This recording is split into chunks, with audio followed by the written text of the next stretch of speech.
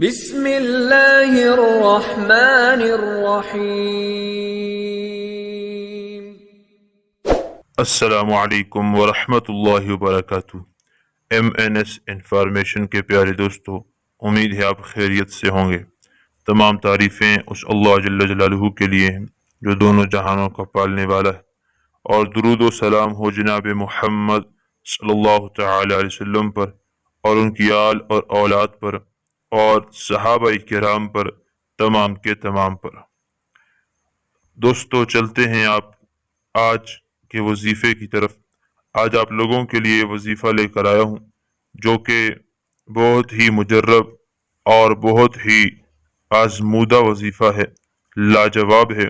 جو شخص یہ چاہتا ہے اس کی ہر حاجت پوری ہو جائے اور جو کچھ اللہ جل جلالہ سے مانگے اس کو مل جائے، تو اس کے متعلق آج آپ لوگوں کو ایک ایسا وظیفہ بتاؤں گا جس کے کرنے سے اس شخص کی ہر حاجت پوری ہو جائے گی۔ یہ وظیفہ بہت ہی آسان ہے، قرآن پاک کی ایک چھوٹی سی آیت ہے۔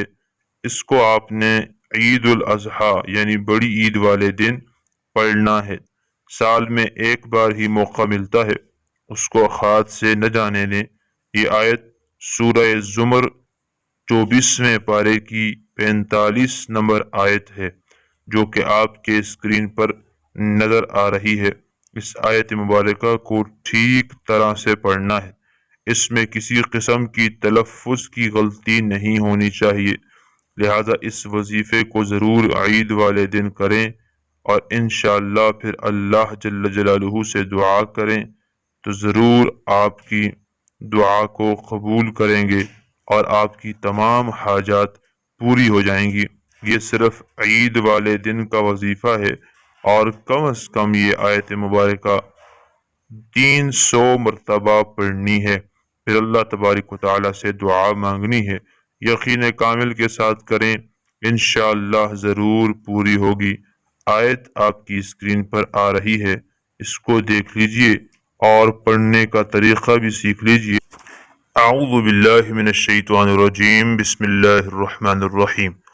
قل اللہم فاطر السماوات والارض عالم الغیب والشہادۃ انت تحکم بین عبادک فیما کانوا فیہ یختلفون۔